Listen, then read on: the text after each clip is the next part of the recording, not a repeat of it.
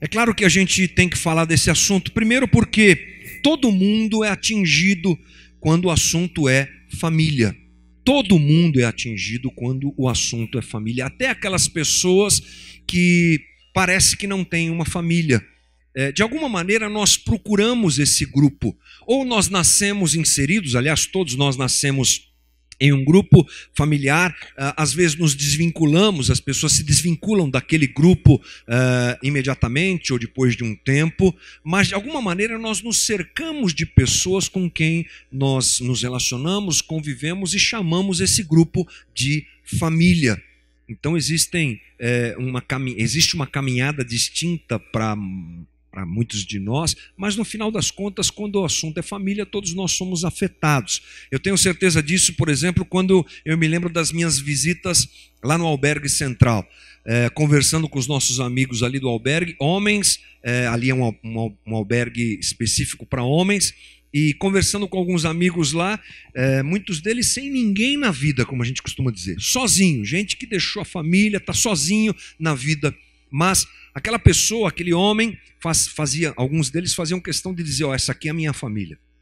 Esses amigos, esses camaradas aqui são a minha família. Então, é um assunto que toca, que mexe com todos nós, com certeza. E acho também importante nós falarmos sobre família mediante a realidade social da família nos dias de hoje. O que é que nós vivemos, o que é que se compreende por família, o que é que vem à tona quando o tema família é trazido.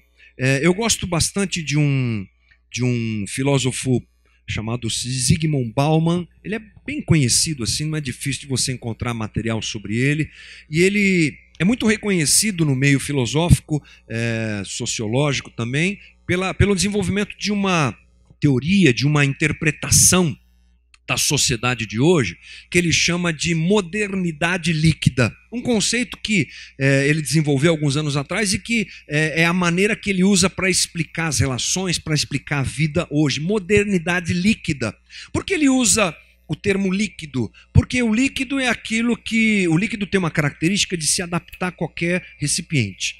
Você coloca um líquido em qualquer recipiente, ele se adapta. Então, para Bauman, essa é a ideia da modernidade, a ideia do ser humano hoje, uma adaptação muito rápida, muito fácil a qualquer tipo de ambiente. E dentro dos seus livros, existe um livro dele chamado Amor Líquido, onde ele analisa as relações amorosas, as relações familiares, à luz da ideia da modernidade líquida. E ele diz algumas coisas que eu acho muito interessantes e que são realidade quando nós observamos a sociedade em que a gente vive. Ele diz assim: os tempos em que nós vivemos são tempos em que nada dura, nada permanece, tudo muda muito frequentemente, como as relações que não duram não permanecem como antigamente. Isso se dá a vários fatores, diz ele. Segundo ele, um dos principais fatores para as mudanças das relações entre os homens nos dias de hoje é a era da informação e da internet, que trouxe uma espécie de interação superficial entre as pessoas, na qual o virtual passou inclusive a ser mais importante por ser mais confortável que o real. Nós nos escondemos no virtual.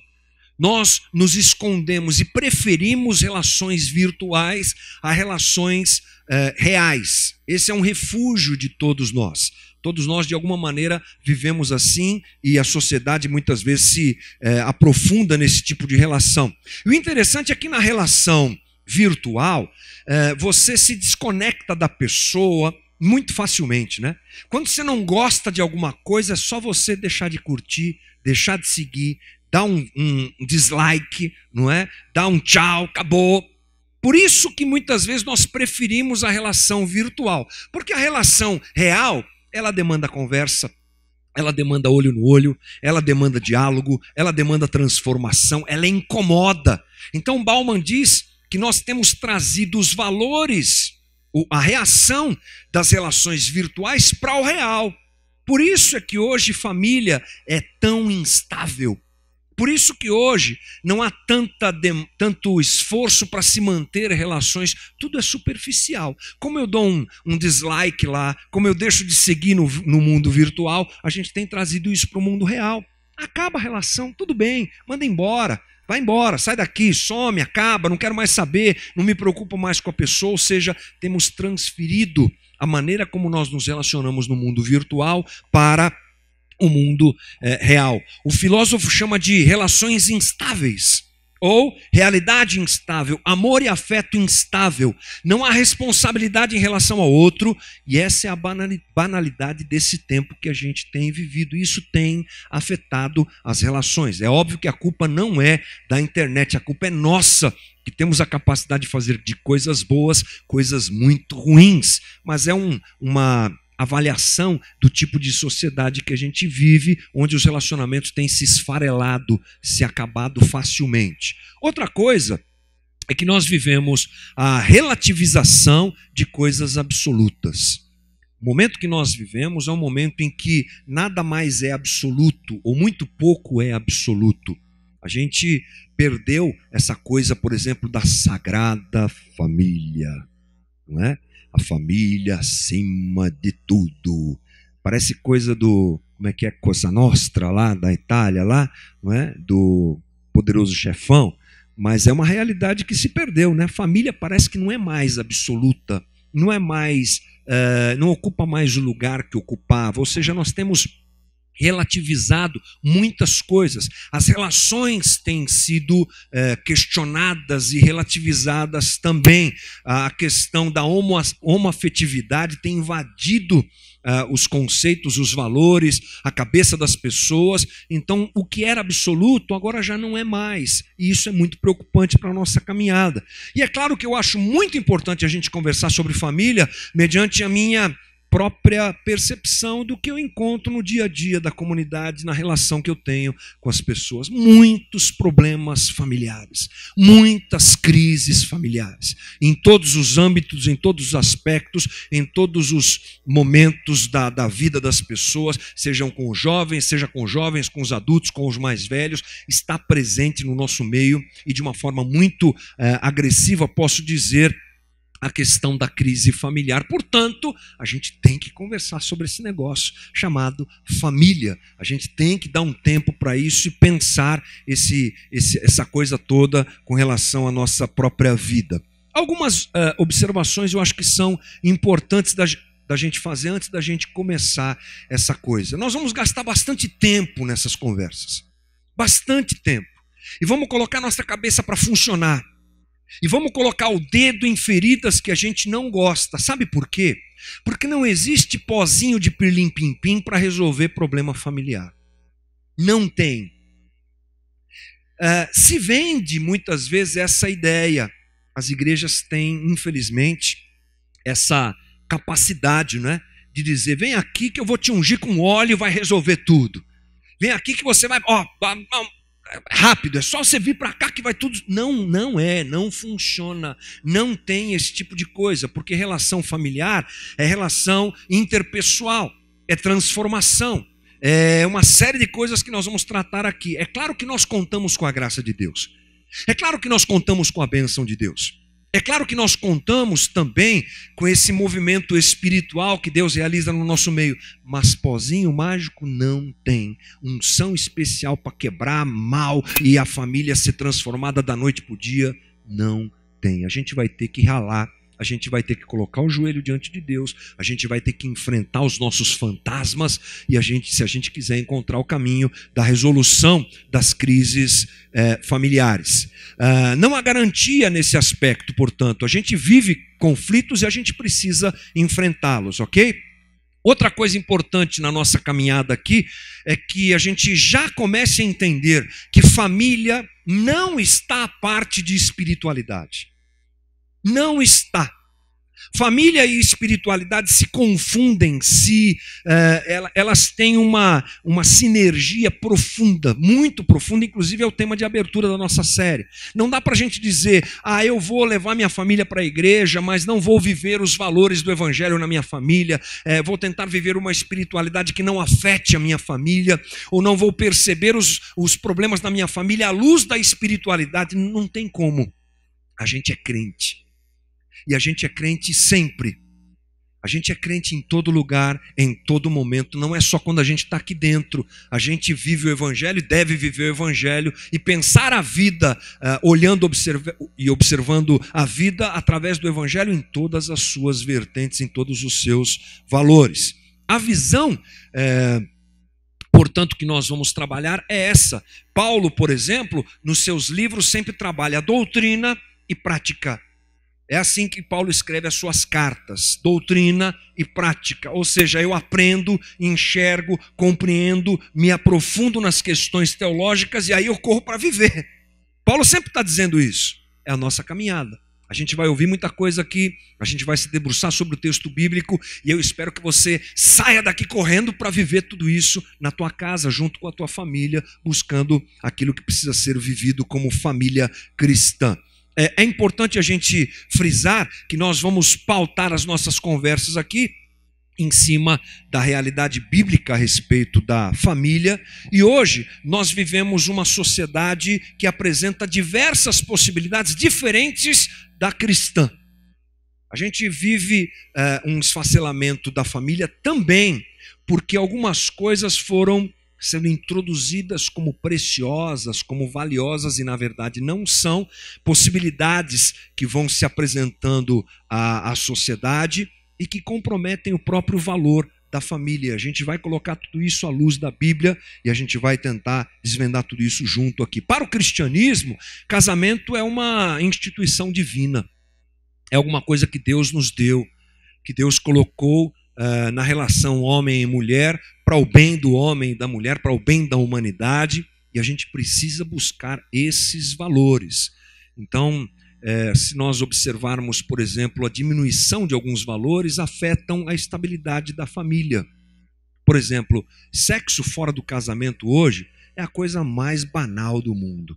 É a coisa mais normal do mundo. Não tem como você não perceber isso, todo mundo percebe isso. Ou seja, o valor da sexualidade dentro do casamento se perdeu. Então o próprio casamento perdeu o seu valor, porque lhe foi tirado um princípio espiritual incrível que é a sexualidade adequada dentro do casamento. Não é? Outras coisas foram fazendo com que o casamento perdesse seu valor. A gente vai buscar tudo isso junto aqui, diante do Senhor, diante do texto bíblico, ok?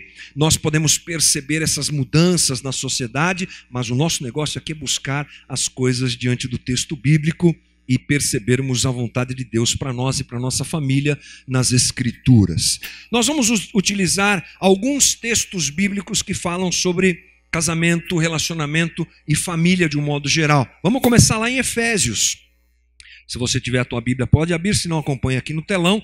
Efésios capítulo 5, Paulo abrindo esse texto ali no versículo 18, aliás ele começa no 15, mas a gente vai para o 18, e ele diz assim: não se embriaguem com vinho que leva à libertinagem, mas deixem-se encher pelo Espírito, falando entre si com salmos, hinos e cânticos espirituais, cantando e louvando de coração ao Senhor, dando graças constantemente a Deus, Pai, por todas as coisas, em nome de nosso Senhor Jesus Cristo. Amém. O que esse texto tem a ver com família, hein? Muito. Porque, na verdade, nós só lemos um pedacinho de um trecho que é muito maior. O trecho todo é um texto clássico do Novo Testamento, muito importante, que traz diretrizes gerais para a família, relativos à relação entre marido, esposa e filhos e aí por diante. A nossa conversa hoje começa ela se inicia falando sobre espiritualidade e família. E a gente precisa entender que isso é importante e observando esse texto por completo, a gente vai perceber que é importante. Quer ver? Joga o próximo slide para a gente aí. Olha só, não se preocupe com as letras pequenas. Eu trouxe esse slide para você perceber o seguinte. Aqui Paulo tem o seu texto de Efésios capítulo 5, vai do 15 ao 33 ali, bacana. E você pode perceber que tem um texto ali, um título. O primeiro título é Viver pelo Poder do Espírito, segundo, Maridos e Esposas. Esse espaço entre esses títulos, a gente chama tecnicamente de perícope. É uma separação que quando o pessoal foi traduzir a Bíblia e colocar a Bíblia de uma forma mais sistemática, mais encaixadinha, eles acharam assim, vamos dividir a Bíblia por temas, vamos colocar esses temas para chamar a atenção do pessoal. Bacana. Então, por exemplo, quando eu quero falar sobre maridos e esposas, eu já lembro desse texto aqui, até tenho o título ali para me ajudar. O grande problema da perícope é que ela às vezes faz a gente dividir um texto que não precisa ser dividido, ou é melhor que não seja dividido, e esse é o caso.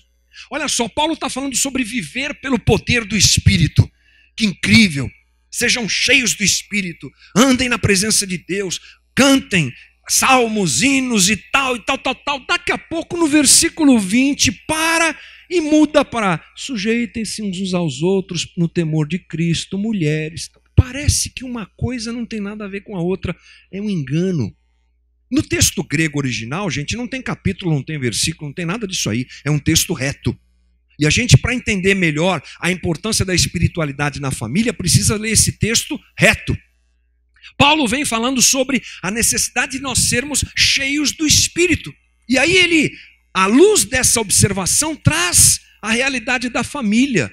Ou seja, tudo que Paulo fala do 21 para frente deve ser visto à luz dos primeiros versículos. Ele está falando sobre vida espiritual, sobre espiritualidade, sobre crescimento na fé, sobre maturidade na fé. E ele pega essa ideia e aplica na questão familiar. Portanto, nós não podemos desassociar uma coisa da outra. Esse link entre vida cheia do Espírito e vida familiar saudável é real, sim. Existe, sim. Ok? Vida espiritual em toda a sua amplitude inclui a família, é claro, as nossas relações mais próximas. Gente com quem a gente convive todo dia vai ser afetada de alguma maneira, ou sempre, melhor dizendo, pela forma como nós vivemos o Evangelho de Jesus Cristo. Lembrando que ser cheio do Espírito, como nós dissemos inclusive nas conversas que tivemos algum tempo atrás sobre batismo com o Espírito Santo, sobre vida com o Espírito Santo, ser cheio do Espírito não nos é notificado e apresentado pela manifestação dos dons, como nós muitas vezes achamos.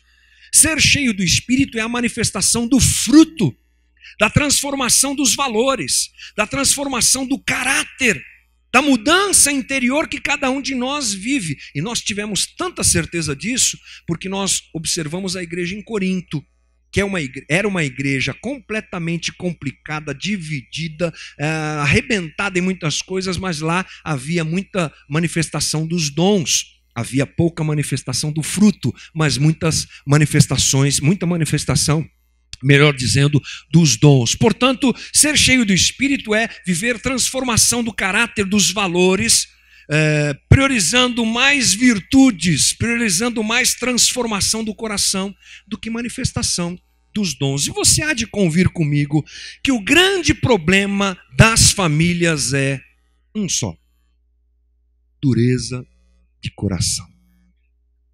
Dureza de coração. Pecado.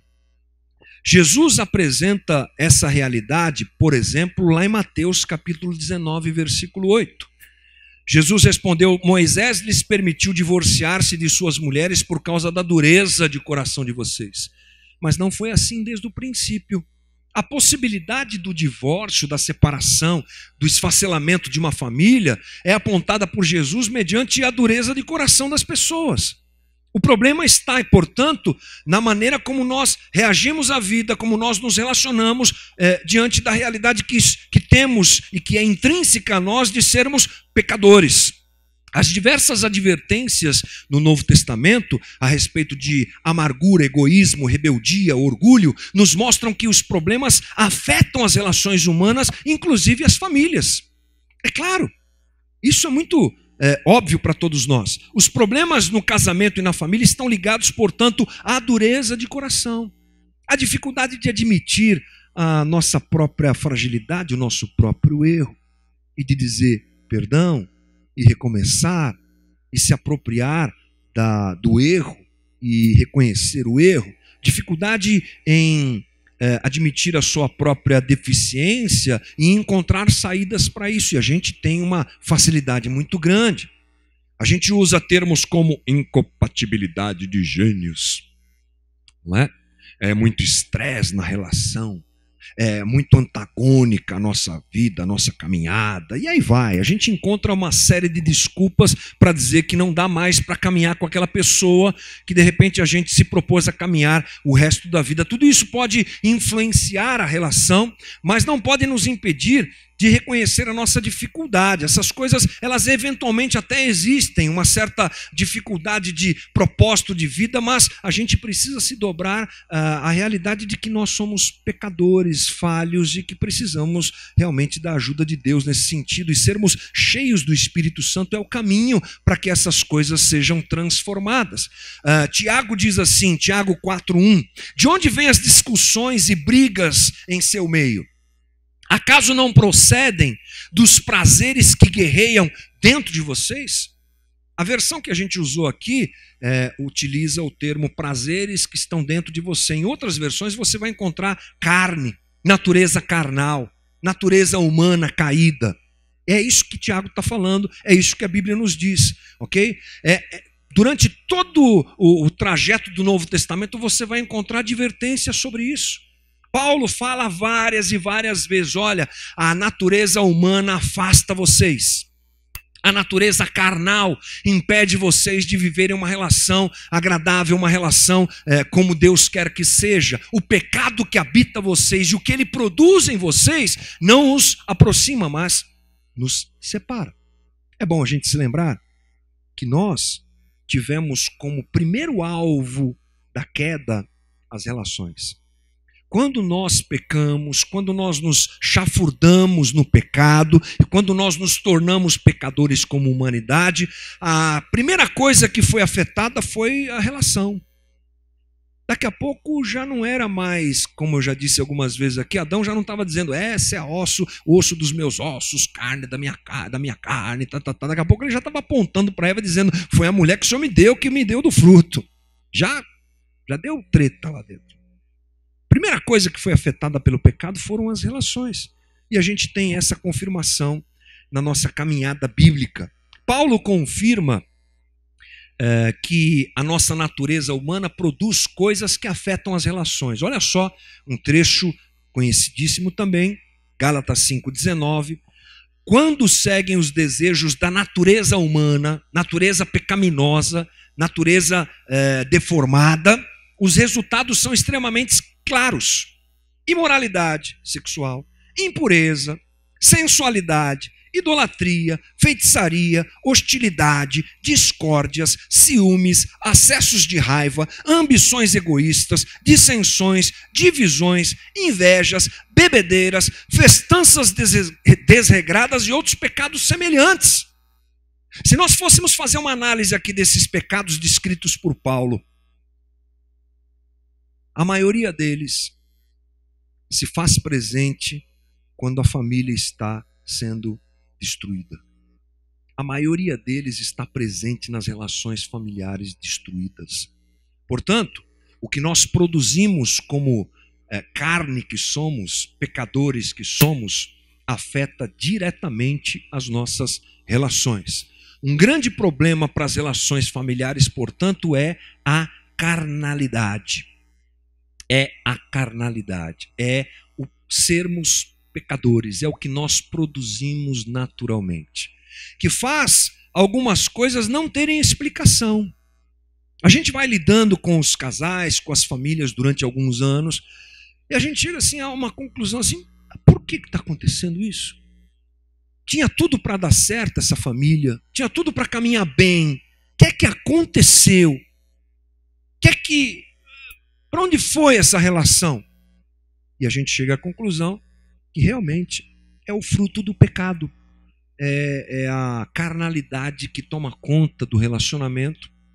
E frequentemente você vai encontrar sintomas ou resultados pecaminosos como esses descritos por Paulo nessas relações destruídas. E aí não tem jeito. De onde vem essa rebeldia dos filhos, fingimento, traição, mentira, a busca egoísta por felicidade, a infidelidade? De onde vem isso, gente?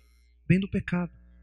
Essa é uma coisa fundamental para nós pensarmos quando nós observamos os problemas de relacionamento familiar. Assim a gente pode perguntar uma coisa: será que os nossos problemas familiares não estão relacionados à nossa frouxidão espiritual?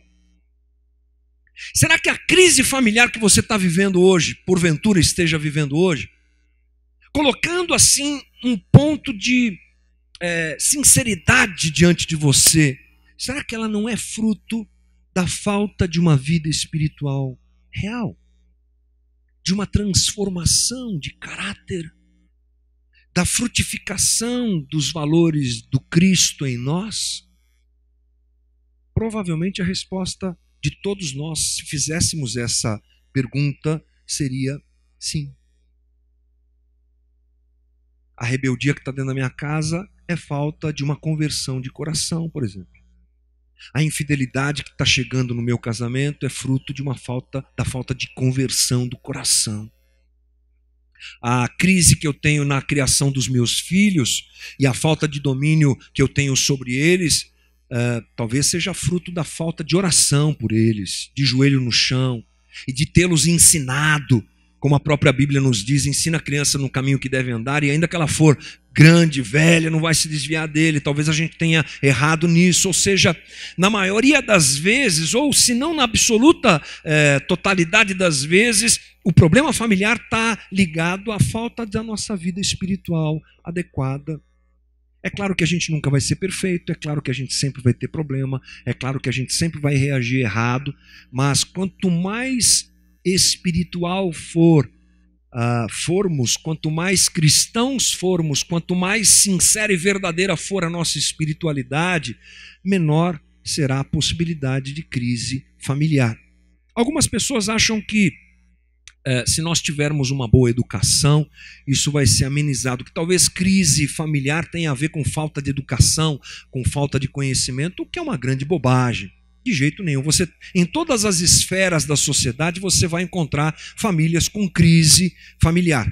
Famílias em crise, melhor dizendo. Em todas as esferas. Dos mais ricos, por exemplo, Lady Di.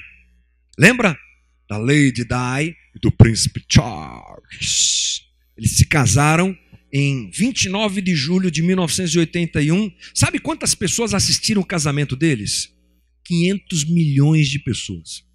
Uma coisa assim, fora do normal. Era o casamento do século. A princesa perfeita, entrando dentro da nobreza inglesa, britânica, que coisa linda.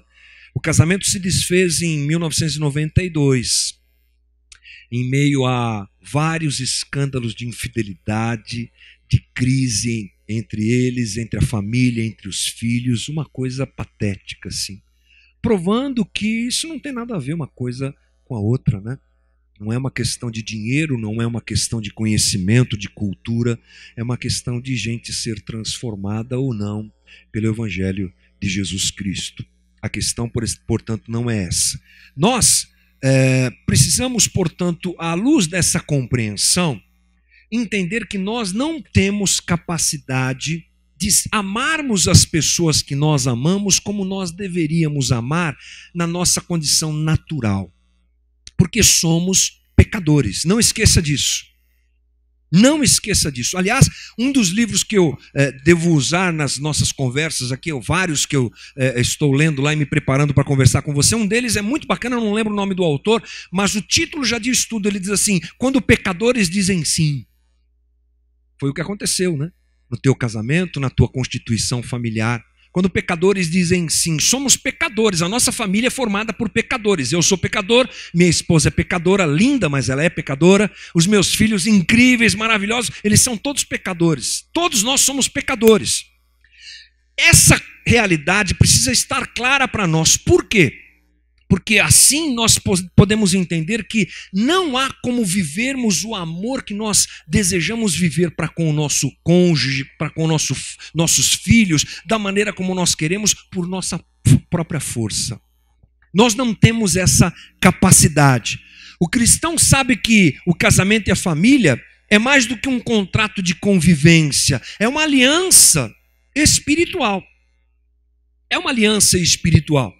Está lá em Gênesis 2, 24. Por isso o homem deixa pai e mãe, se une à sua mulher e os dois serão um só. Agora a pergunta é que dentro da visão cristã de um casamento, quem é que pode ser perfeito dentro do casamento? Qual marido que pode amar a mulher como Cristo amou a igreja? Me fala aí, irmão. Qual? Quem de nós, maridos, quem de nós pode amar a esposa como Cristo amou a igreja, se quando ela se atrasa 5 minutos para o encontro que você marcou, já rola um estresse? Aí, ó, tá vendo? Não é? Quem é que pode? Qual homem que pode amar a sua esposa como Cristo amou a igreja? Não tem. Assim como a mulher também não tem a capacidade de ser submissa e outras coisas mais que o texto bíblico nos ensina, nós vamos conversar depois, como deve ser. Os filhos não conseguem ser obedientes aos pais como deveriam ser. Essa capacidade nós literalmente não temos, ninguém pode, porque o pecado, a queda, nos comprometeu. Nós não somos aqueles que nós deveríamos ser. E nós somos capazes, pela maldade que há em nós, pelo pecado que há em nós, de magoarmos e destruirmos profundamente aqueles que nós amamos. Pensando nisso esses dias, eu comecei a repensar algumas histórias que nós ouvimos em que o marido, por exemplo, agressor da esposa, até mesmo que praticou o homicídio, feminicídio, não é que se fala? É isso, né? Aí ele dá uma entrevista, isso não é muito difícil de você encontrar, e ele está arrependido. E ele diz assim: eu amo aquela mulher, eu amava aquela mulher. Quando eu ouvi essas coisas, eu falei: como assim? Quem ama não mata, né? Já diz uma série antiga lá, um filme antigo, quem ama não mata. Será? Será que isso não é fruto dessa deformidade do pecado que faz a gente, eu estou obviamente colocando aqui um exemplo extremo, mas será que não é esse o resultado da queda no seu mais alto grau de mal num relacionamento? E que talvez aquele homem dizendo, eu amava essa mulher, seja uma realidade, porque a gente mata, a gente ofende, a gente destrói quem a gente ama. O pecado faz a gente ser assim. Um escritor irlandês chamado Oscar Wilde escreveu o seguinte: no entanto, todo homem mata aquilo que adora. Que cada um deles seja ouvido. Alguns procedem com dureza no olhar, outros com uma palavra lisonjeira. O covarde fala com um beijo, enquanto o bravo o faz com a espada. Uns matam o próprio amor quando ainda jovens, outros o fazem na velhice. Uns estrangulam com as mãos da luxúria, outros com a mão de ouro.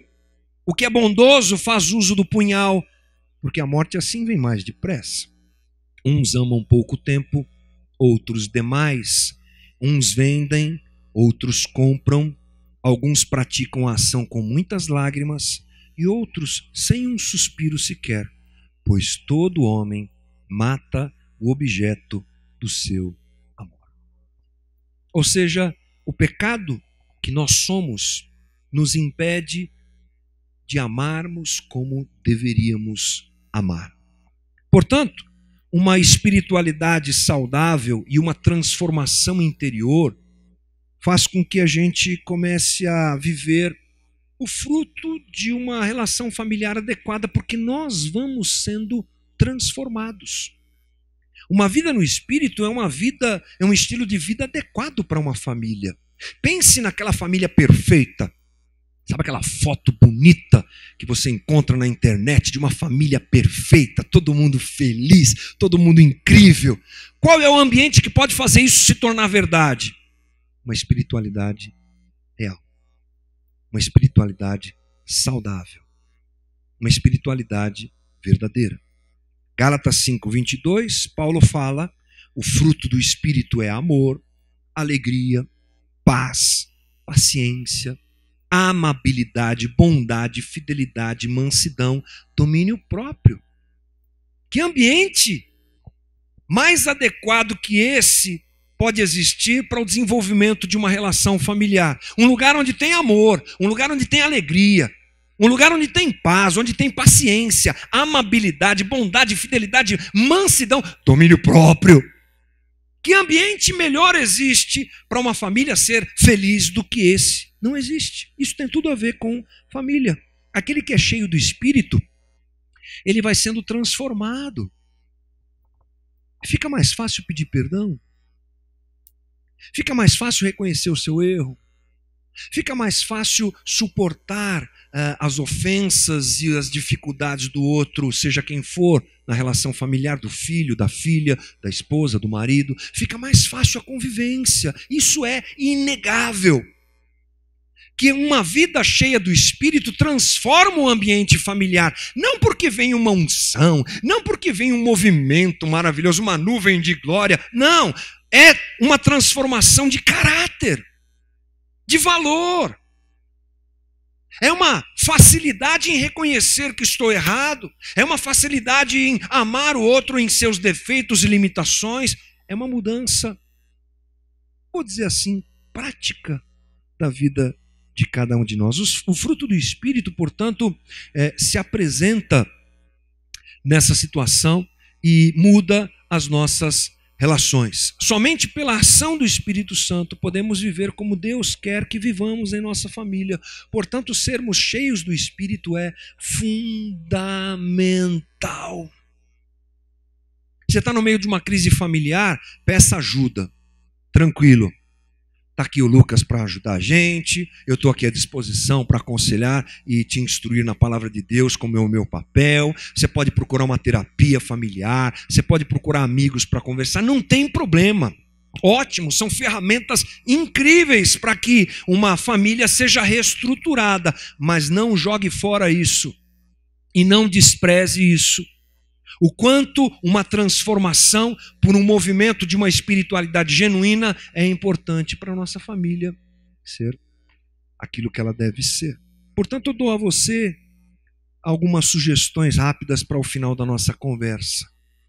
Primeiro, reconheça que você precisa de uma vida espiritual mais profunda. Reconheça isso. Faça uma meia-culpa. Estou assistindo internet demais. Estou assistindo Netflix demais. E estou orando pouco. Vou do meu trabalho. Às vezes eu ouço isso, sabe? A pessoa que usa... a gente que trabalha em São Paulo, principalmente, e que gasta 1h30, 2 horas de trânsito. O que você está fazendo nesse tempo que você não está ouvindo uma pregação boa para edificar teu coração? O que você está fazendo nesse tempo que o teu CD só tem lá tranqueira, só tem porcaria? O que você está fazendo que você não está se dedicando um momento daquele, por exemplo, em oração? O que você está fazendo que a Bíblia está lá no Salmo 91 com a página amarela na tua casa para espantar o diabo, como se isso resolvesse alguma coisa? E ela não está sendo lida, vivida, buscada, ela não tem sido instrumento de edificação para a tua casa. Essa percepção, essa humilhação que deve acontecer em nós é fundamental. Assumir a culpa de que a gente, literalmente nesses dias, não se importa com isso.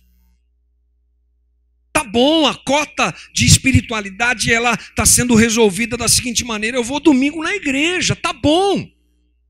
Eu passo 2 horas lá, puxa vida, eu chego, entro, sento, aí abre a reunião, aí eu canto as músicas, aí eu dou a minha contribuição, aí eu ouço alguma coisa bacana, e aí eu vou para casa, pronto, a minha cota de espiritualidade já está resolvida. Parece que a gente está fazendo isso. Ou, ouso dizer que a gente está fazendo isso. Portanto, é tempo da gente se humilhar e viver o que Jesus disse em João 7:37. Quem tem sede, vem a mim e beba. Ele faz essa declaração numa das festas lá em Jerusalém, e o texto de João diz assim, que ele estava se referindo ao Espírito Santo. Você tem sede, vem beber. Essa parte cabe a nós. já somos batizados pelo Espírito, ele já habita em nós, agora é nós que temos que nos movimentar rumo a um crescimento e a um enchimento espiritual. Essa demanda a gente não pode abrir mão.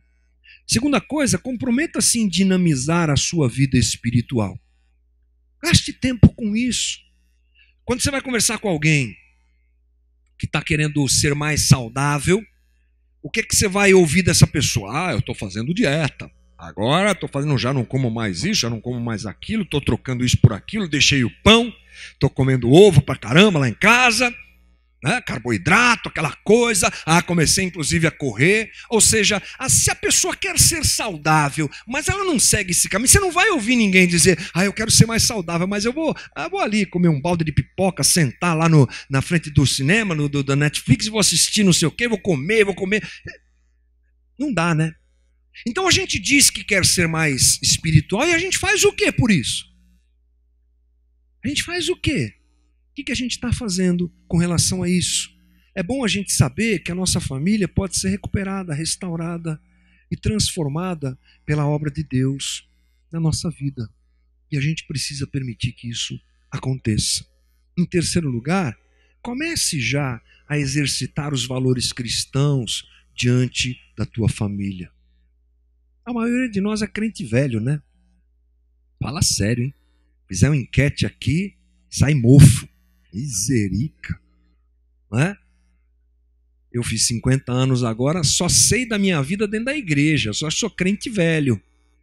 Então, sabe o que acontece com a gente? A gente tem que viver o evangelho, irmão. Vamos parar de teoria, vamos colocar a coisa na prática. Espiritualidade saudável é essa mortificação da minha carne dia a dia. Agora já. Ou você quer escutar mais uma pregação de perdão, de tantas que você já escutou? Ou você quer ter mais uma confirmação do texto bíblico dizendo que você tem que amar a tua esposa, que você tem que amar o teu marido, que você tem que amar os teus filhos, que você tem que ser menos egoísta, que você tem que ser isso, tem que ser aquilo. Já sabe, já sei, irmão. Já sei. Você já sabe. Bora viver isso. Ou seja, é a prática. Salmo 143, 10 diz assim: ensina-me a fazer a tua vontade, pois tu és meu Deus, que o teu Espírito bondoso me conduza adiante por um caminho reto e seguro. Me ajuda, que eu vou trilhar esse caminho aqui, Jesus. Eu já estou distribuindo perdão, já estou distribuindo desculpa, já estou revendo meu posicionamento, já estou vendo que eu sou cabeça dura, já estou vendo isso, já estou fazendo. Me ajuda nesse caminho aqui, Jesus.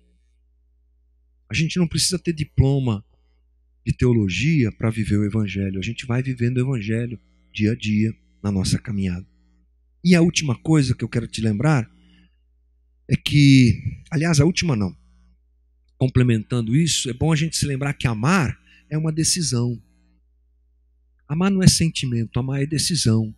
O sentimento faz parte, mas o amor é uma decisão que eu tenho de amar a minha família e de ser transformado por Deus para que a minha família também seja transformada. Em último lugar, conte com a misericórdia de Deus.